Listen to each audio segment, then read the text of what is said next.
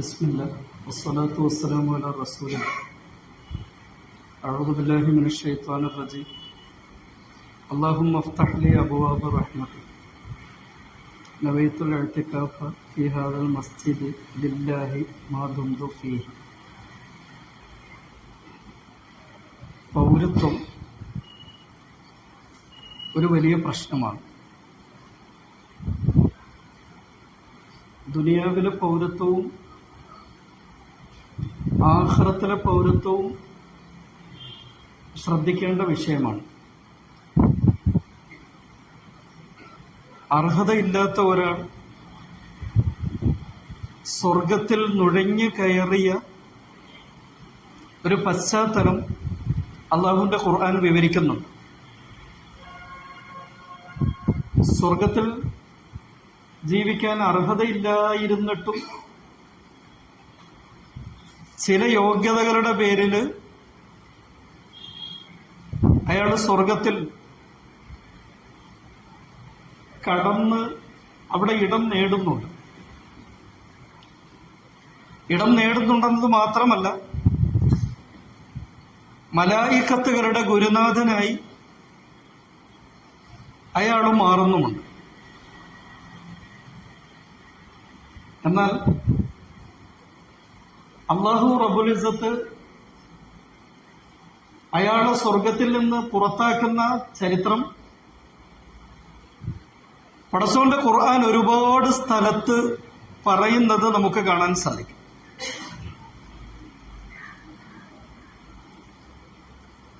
ആദം നബി അലൈഹിസ്സലാത്തു വസ്സലാമയെ പടച്ചവൻ രൂപകൽപ്പന ചെയ്തത് സ്വർഗത്തിനാണ്. ആദം നബി അലൈഹിസ്സലാത്തു വസ്സലാമയ്ക്ക് സ്വർഗത്തിൽ കഴിഞ്ഞുകൂടുന്നതിന് യോഗ്യത നഷ്ടപ്പെടുത്തുന്ന ഒരേ ഒരു പ്രവർത്തനം ഉണ്ടായപ്പോ അള്ളാഹു ഭൂമിയിലേക്ക് ആദം നബി അലൈഹിസ്സലാത്തു വസ്സലാമയെ സ്ഥലം മാറ്റുന്നുണ്ട് ഖുർആന്.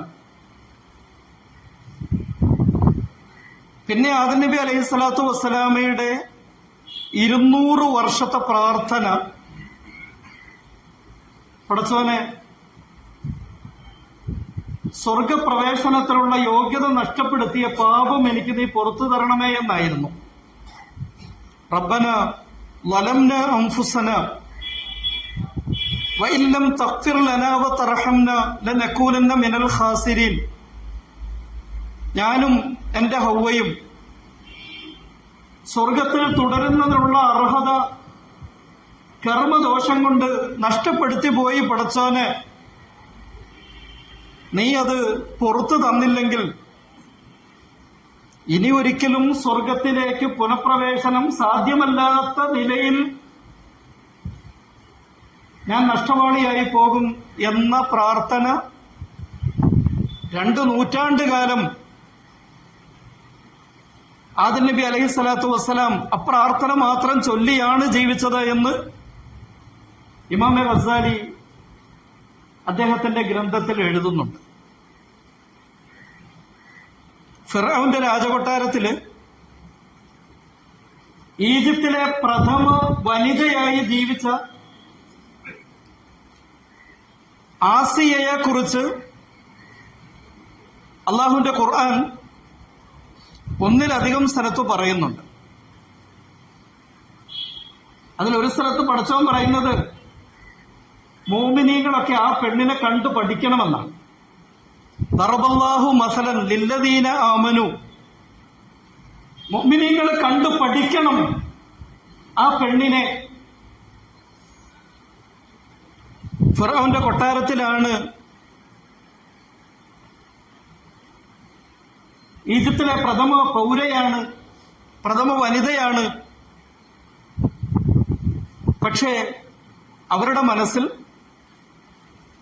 സ്വർഗത്തിലെ പൗരത്വം നേടിയെടുക്കാനുള്ള തൃഷ്ണയായിരുന്നു.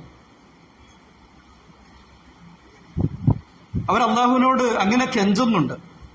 റബ്ബി, എന്റെ അല്ലാഹ്, ഇബ്നി ലീ, നീ എനിക്ക് താ പടച്ചോനെ, ബൈത്തൻ, ഒരൊറ്റ മുറി വീട്, ഇൻദക, അള്ളാഹ് നിന്റെ അടുത്ത്, ഫിൽ ജന്നത്തി, സ്വർഗത്തിൽ. ഒരു സ്ഥലത്ത് എത്തിക്കഴിയുമ്പോ ഒരു ദർജയിലാണ് ഞാൻ ഉള്ളത് എന്ന് മനസ്സിലാക്കുമ്പോ അതിനപ്പുറത്തുള്ളത് മറക്കുന്ന ഒരുപാട് പേർക്ക് ഓർമ്മയാവേണ്ടതാണ് ഈ പെൺകുട്ടിയുടെ പ്രാർത്ഥന. അവരുടെ ദുആ അല്ലാഹുവിന് ഒത്തിരി ഇഷ്ടമായി. വിശുദ്ധ ഖുർആൻ ഷരീഫിലെ ഒരായത്തായി അവരുടെ ദുആയിനെ അല്ലാഹു കബൂലാക്കി എന്ന് വിശുദ്ധ ഖുർആൻ തന്നെ നമ്മോട് പറഞ്ഞു തരുന്നുണ്ട്. പ്രിയപ്പെട്ടവരെ, എല്ലാ നബിമാരും അവരുടെ ജീവിതത്തിൽ ഏറ്റവും കൂടുതൽ കെഞ്ചിയത് ഈ ഒരു വലിയ കാര്യത്തിന് വേണ്ടിയായിരുന്നു. യാക്കൂബ് നബി അലൈഹി സ്വലാത്തു വസ്സലാം തന്റെ മക്കളെ ഒക്കെ അടുത്ത് വിളിച്ചിരുത്തി, യാ ബനിയ, എന്റെ മക്കളെ, ഫലാ തമൂതുന്ന ഇല്ലാ വ അന്തും മുസ്ലിമുൻ, സ്വർഗത്തിൽ എത്തിച്ചേരുന്നതിനുള്ള അർഹതയോടെ അല്ലാതെ നിങ്ങൾ മരിക്കരുത് എന്നായിരുന്നു യാക്കൂബ് നബിക്ക് അദ്ദേഹത്തിന്റെ മക്കളോട് വസിയത്ത് ചെയ്യാനുള്ളത്. പടച്ചോന്റെ ഖുർആനിലെ പല നബിമാരെ കുറിച്ചും ഇതേ ശൈലിയിൽ അന്ന് പറയുന്നുണ്ട്. ഈജിപ്തിലെ രാഷ്ട്രപതി മന്ദിരത്തിലെ രത്നഖചിതമായ സിംഹാസനങ്ങളിൽ ഉപവിഷ്ടനായി ഒരു കൈയിൽ നുബുവത്ത്, അതുപയോഗിച്ച് ആത്മീയ ശേഷിയുള്ള ഒരു ജനവിഭാഗത്തിനെ വളർത്തുന്നു, മറുകൈയിൽ രാജാധികാരം, അതുപയോഗിച്ച് ക്ഷേമാഐശ്വര്യ സമ്പന്നമായ ഒരു ഈജിപ്തിനെ കെട്ടിപ്പടുക്കുന്നു മഹാനായ യൂസുഫ് നബി അലൈഹി സ്വലാത്തു വസ്സലാം. യൂസുഫ് നബിയുടെ അവസാന നാളുകൾ അള്ളാഹ് അവന്റെ ഖുർആനിൽ പറയുന്നുണ്ട്, തവഫനി മുസ്ലിമൻ, മരണവേളയിൽ സ്വർഗത്തിലെ പൗരത്വത്തിന് യോഗ്യതയുള്ളവനാക്കി എന്നെ മരിപ്പിക്കും പടച്ചവനെ, വഅൽഹിഖ്നി ബിസ്സാലിഹീൻ, സ്വർഗത്തിലെ സാലിഹ്യങ്ങളോടൊപ്പം എത്തിച്ചേരാൻ എനിക്ക് നീ സൗഭാഗ്യം നൽകണമേ എന്നായിരുന്നു യൂസുഫ് നബി അവസാന സമയത്ത് പ്രാർത്ഥിച്ചത്. ഒലിവുമലയിലെ അവസാനത്തെ അത്താഴത്തിന് യേശു പ്രവാചകൻ അലൈഹിസ്സലാത്തു വസ്സലാം അദ്ദേഹത്തിന്റെ അപ്പോസ്തലന്മാരായ ശിഷ്യന്മാരോട് കൂനു അൻസാറല്ലാഹ് എന്ന് കൽപ്പിക്കുന്നുണ്ട്. എന്റെ ദൗത്യം താൽക്കാലികമായി അവസാനിക്കുകയാണ്. ഭൗമലോകത്തുള്ള എന്റെ പ്രബോധന ജീവിതം തീർന്നു കഴിയുമ്പോ ഞാൻ പഠിപ്പിച്ച സന്മാർഗത്തിന്റെ പാഠങ്ങൾ കടലെടുത്തു പോകരുത്. അതുകൊണ്ട് കൂനു അൻസാറല്ലാഹ്, ഞാൻ ചെയ്ത ജോലി നിങ്ങൾ ചെയ്യണമേ എന്ന് ഒലിവുമലയിലെ ലാസ്റ്റ് സപ്പറിന് അപ്പോസ്തലന്മാരായ ശിഷ്യന്മാരോട് യേശുക്രിസ്തു അപേക്ഷിച്ചു എന്ന് അല്ലാഹുവിന്റെ ഖുർആൻ നമുക്ക് പറഞ്ഞു തരുന്നു. അപ്പോസ്തലന്മാർ പടച്ചവനോട് യേശുവിനോട് പറയുന്നുണ്ട്, ഞങ്ങളത് ചെയ്യാം, പക്ഷേ പകരം ഒരു ഉപകാരം നിങ്ങൾ ചെയ്തു തരണം, വഷ്ഹദു ബി അന്നാ മുസ്ലിമൂൻ, സ്വർഗപ്രവേശനത്തിന് യോഗ്യത ഉള്ളവരാണ് അപ്പോസ്തലന്മാരായ ഞങ്ങളെന്ന് അള്ളാഹുവിന്റെ അടുക്കൽ നിങ്ങൾ സാക്ഷി പറയണമേ എന്ന് അപേക്ഷിക്കുന്നുണ്ട്. പ്രിയപ്പെട്ടവരെ, BLOമാര് വീട്ടിൽ വരും. 2002 രേഖകൾ നോക്കിയിട്ട് അതിലെ വോട്ടറാണോ നമ്മളെന്ന് നോക്കും. നടപടിക്രമങ്ങൾ പൂർത്തിയായാൽ നമ്മൾ വോട്ടർമാരായി മാറും. ഒരുപക്ഷെ നമ്മുടെ പൗരത്വവും നിലനിൽക്കും. 5, 10, 15 വർഷത്തേക്ക് ജീവിക്കാനുള്ള ദുനിയാവിന്റെ വിഷയത്തിലാണ് നമ്മളൊക്കെ വലിയ ഗൗരവത്തോടെ ചിന്തിക്കുന്നത്. ബൽ തുഖ്തിറൂനൽ ഹയാത്തദ് ദുനിയ, ദുനിയാവിലെ പൗരത്വം നിങ്ങൾ വലിയ പ്രാധാന്യത്തോടെ കാണുന്നുണ്ട്. വൽ ആഖിറത്തു ഖൈറുൻ, വഅബ്ഖാ, ആഖിറത്തിലെ പൗരത്വം കുറെ കൂടി മുന്തിയതാണ്. ആഖിറത്തിലെ പൗരത്വം കുറഞ്ഞ വർഷത്തേക്കുള്ളതല്ല. വഅബ്ഖാ, അവിടെ ചിരഞ്ജീവിയാണ്, നിത്യവാസമാണ്, എന്നേക്കുമാണ്.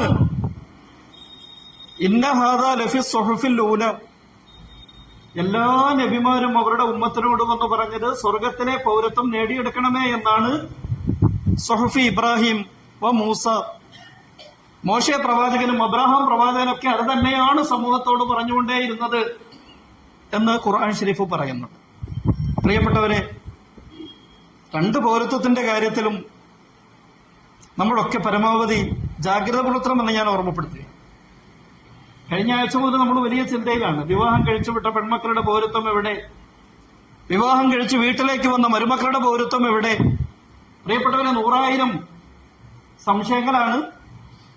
സംശയ നിവാരണം വരുത്തുന്നതിന് വേണ്ടി നമ്മെ ഏർപ്പിച്ചിരിക്കുന്ന BLOയ്ക്ക് അതിനേക്കാൾ വലിയ സംശയമാണ്. സഹോദരങ്ങളെ, ഇതേ ഗൗരവമെങ്കിലും നമ്മുടെ ഭാര്യമാരുടെ, നമ്മളുടെ പൊന്നു മക്കളുടെ സ്വർഗപ്രവേശനത്തിന്റെ കാര്യത്തിലും നമുക്കെല്ലാവർക്കും ഉണ്ടാവണം. അൽഹംദുലില്ലാഹ്, സ്വർഗത്തിൽ 2 കാലും ഒന്ന് എടുത്തു വെച്ച് കഴിഞ്ഞാൽ ഇനി ഒരാൾക്ക് അവിടുന്ന് പുറത്തു പോവേണ്ടി വരില്ല എന്നത് പരിശുദ്ധ ഖുർആൻ ഷരീഫ് നമുക്ക് തന്ന ഏറ്റവും വലിയ വാഗ്ദാനമാണ്. ലാ തഅ്മൻ അൻ മക്രി ഹത്താ തസ്ബുത ഖദമാക ഫിൽ ജന്ന, 2 കാലം സ്വർഗത്തിൽ കുത്തുന്നത് വരെ നിർഭയരാവരുത് എന്ന് വിശുദ്ധ പ്രവാചകർ തിരുമേനി സല്ലല്ലാഹു അലൈഹി വസല്ലം നമ്മളോട് അപേക്ഷിക്കുന്നു. പ്രിയപ്പെട്ടവരെ,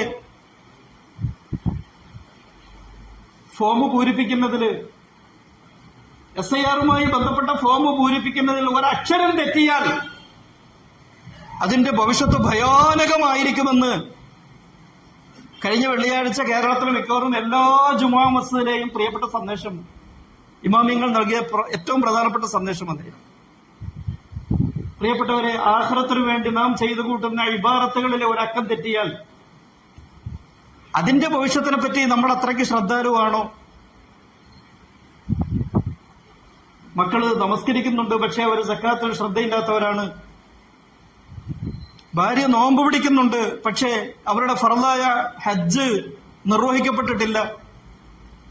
പ്രിയപ്പെട്ടവരെ, മുഅ്മിനീങ്ങളെ, വളരെ ഗൗരവത്തോടു കൂടി കാണേണ്ട ഇത്തരം കാര്യങ്ങളിലും നമ്മുടെ ദേശീയ പൗരത്വത്തിനോടൊപ്പമുള്ള പ്രാധാന്യമെങ്കിലും കൊടുക്കാൻ നാം ബാധ്യസ്ഥരാണെന്ന് ഞാൻ നിങ്ങളെ ഓർമ്മപ്പെടുത്തുകയാണ്. അസ്സലാമു അലൈക്കും.